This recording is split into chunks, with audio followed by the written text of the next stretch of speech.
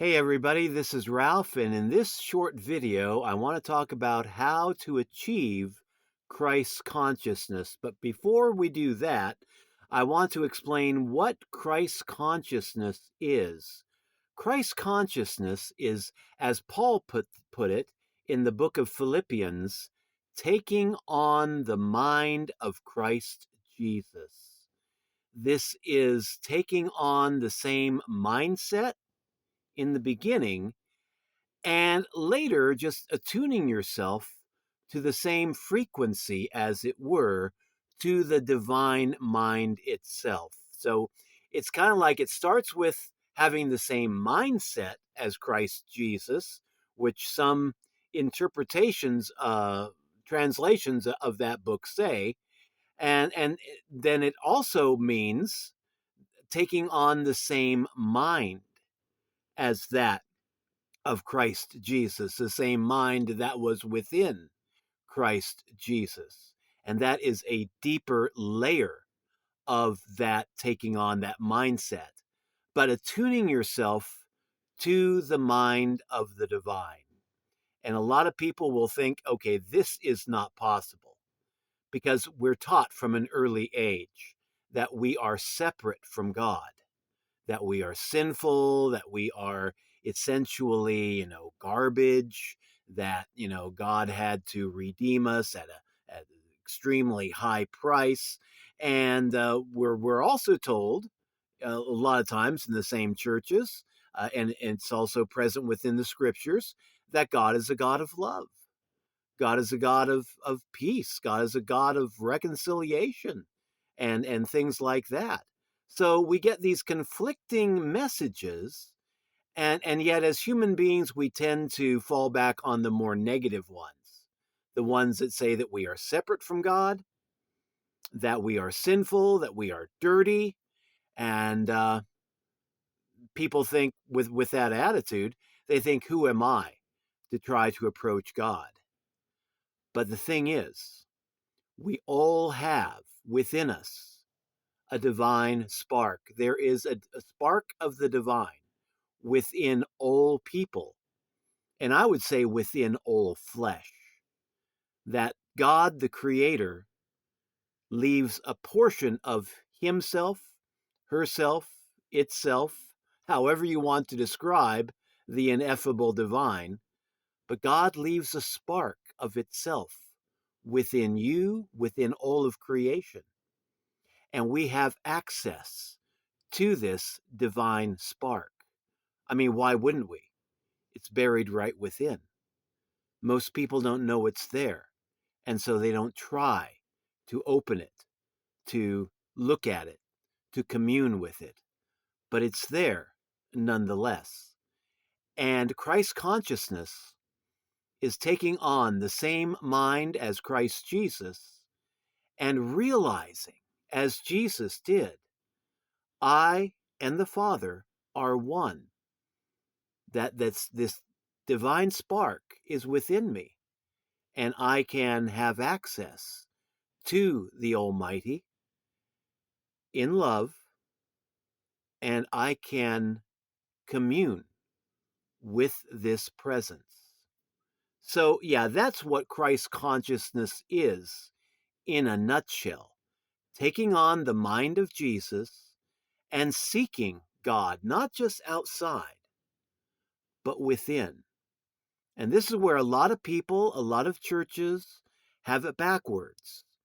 A lot of churches, a lot of well meaning people would have us believe that God is separate from us.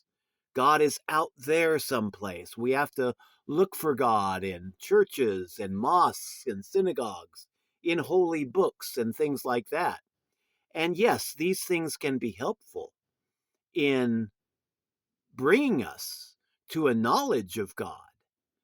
But we do need to eventually take it deeper and realize that God is not only in the sacred books, the sacred writings, the teachers, the books, the churches, the mosques, the synagogues and temples and all that. God is also within. And once we begin to see God within, then that's when we begin to have real access to the source of everything. And that's a game changer. Once you realize that you have that connection, you never walk alone again. You know who walks with you. You know who lives within you. So, yeah, that's Christ consciousness. Knowing that there is that indwelling spirit, that mind of Christ, and connecting with it. Now, for the $1,000,000 question, how do we connect? How do we attain Christ consciousness? First step, first believe that it is possible. And a lot of people, this may take years to really be able to cultivate that belief. If you were raised very strongly with the belief that you are separate from God, that you are sinful, that you are imperfect, that you are essentially trash, that God would not want to have anything to do with you, it may take you a long, long time to get to the point where you would want to approach a God like that on your own. But you see, the thing is, God does not create garbage. As the scriptures say, we are children of God. We are sons and daughters of the Most High God. You can look at Psalm 82, I believe it is. Psalm 82, verse 6. Jesus quotes this to the scribes and the Pharisees of his day. But, it says, you are God's, children of the Most High. That's an awesome statement, and it's within the Psalms. And most religions will teach this, that we are all sons and daughters of God. Well, if that's true, does God give birth to garbage? Does God create garbage? Does God create trash? No, God would create children.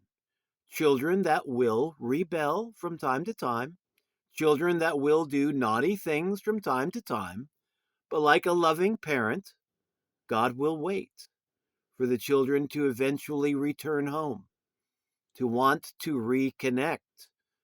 Once they've sowed their wild oats, they will want to come back home. Parable of the prodigal son puts this one very beautifully. And so a lot of people will have this resistance, let's just call it that, this resistance to wanting to connect.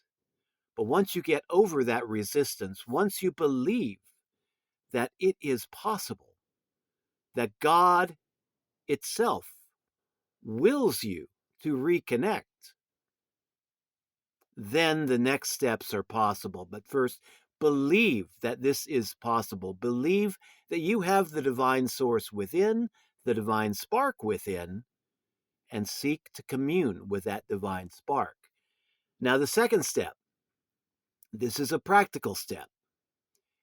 Through daily prayer and meditation, seek to become one with this divine spark. And this will take dedicated practice. Some people may achieve this within a few months, others it may take a few years, but daily practice of prayer and meditation is essential to awakening Christ's consciousness within you.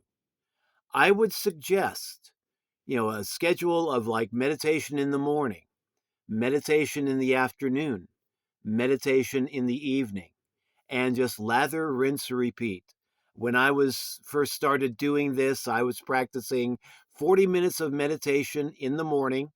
I'd get up an hour earlier just so I could meditate, and then take about a half hour during my lunch break and do meditation. And then when I came back home, spending another 40 minutes to an hour at night before I went to bed in the practice of meditation. And, I figured at that time, I was spending about 8 hours a day, 5 to 8 hours a day watching TV. And I thought to myself, if I can spend that much time just watching the idiot box, the boob tube, then surely I can spend 2-3 hours a day in meditation and seek to connect with my higher power of my understanding and improve my life in that way. And so, yeah, work out a schedule that works for you. For some people, it may be just 20 minutes a day. Other people might want to take it like 10 minutes a day and then build on that. Still others might do like what I did, 40 minutes in the morning, half hour at noontime, an hour at night. Do what works for you and do it on a daily basis. Over time, it will start to become effective. In the beginning, you probably won't be able to sense the divine within. But with practice, with continued effort, you will be able to start to sense that divine source, that divine spark. Don't quit until you've achieved the goal, and be faithful in your practice of meditation. And then the third step, and this can be a deal breaker for a lot of people, but after you've made that realization, once you believe that, yes, I can approach God, I can take on this mind of Christ Jesus.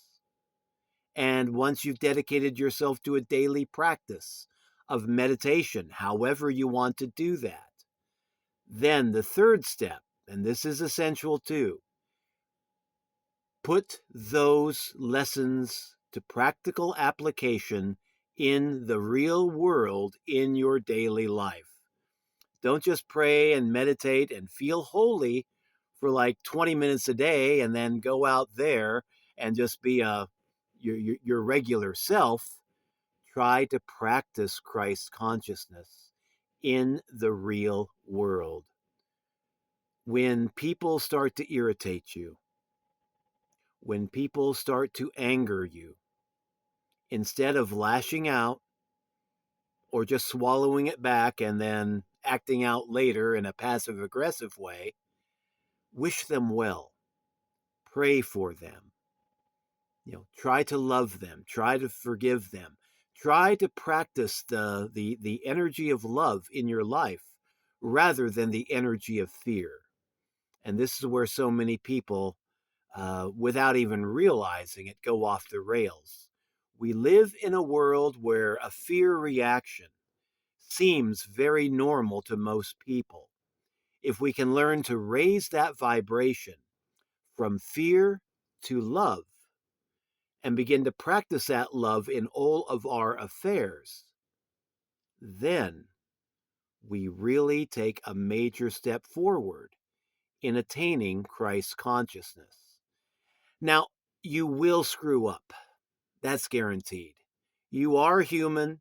You will screw up.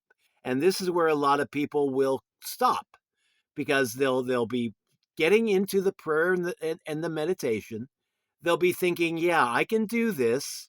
And then they go through their day, somebody angers them, and they just lose it.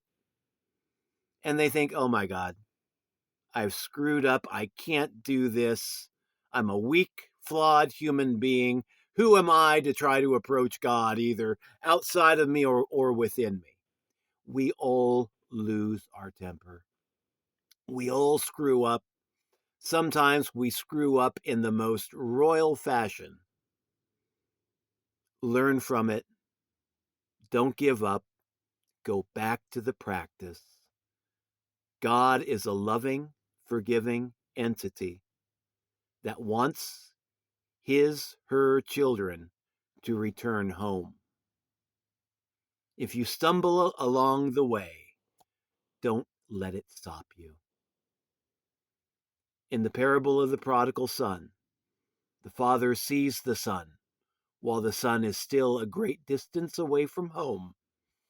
And that son is approaching the home, fearful, trembling, knowing that he has sinned against heaven and against the Father. And what does the Father do? He sees the son at a great distance. He rushes out to greet him along the road And before the son has even stepped into the house, the father is hugging the son and glad to have the son back.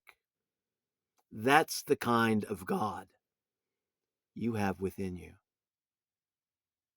So if you screw up and stumble along the way of returning back to the home of the Father, don't worry about it. God will be there to pick you up and carry you the rest of the way, if need be. So that's a little bit about Christ consciousness and how to attain Christ consciousness. Believe that it's possible. Spend some time in daily prayer and meditation, and have it be a regular practice. At least once a day. 2 or 3 times a day would be great. 5 times a day would be great too. Just meditate.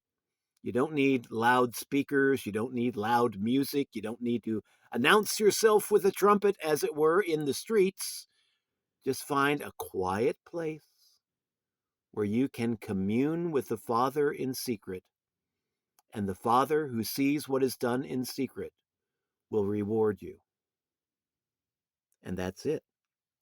And then practice Christ consciousness in your day-to-day life and be patient. Because yes, we are all human beings. Yes, we're going to screw up. That's a given.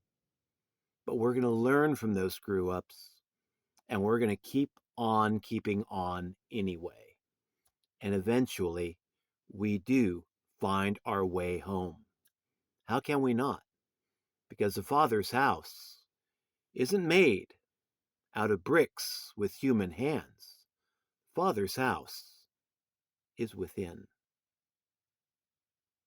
Find it and come back home. This is Ralph signing out. Thank you for dropping by. I hope you found some value in this. And we'll be back later with more spiritual updates, talking tarot, Christ consciousness, things of that nature. Until then, have a great day, and we will talk soon.